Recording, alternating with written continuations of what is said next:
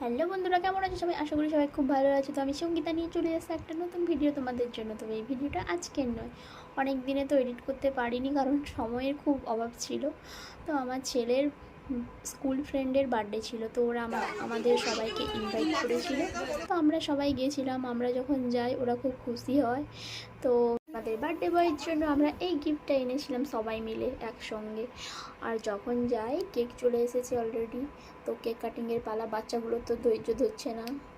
ওরা খালি ভাবছে কেকটা কখন কাটবে আর ওর ফ্রেন্ডকে উইশ করবে সবাই মিলে।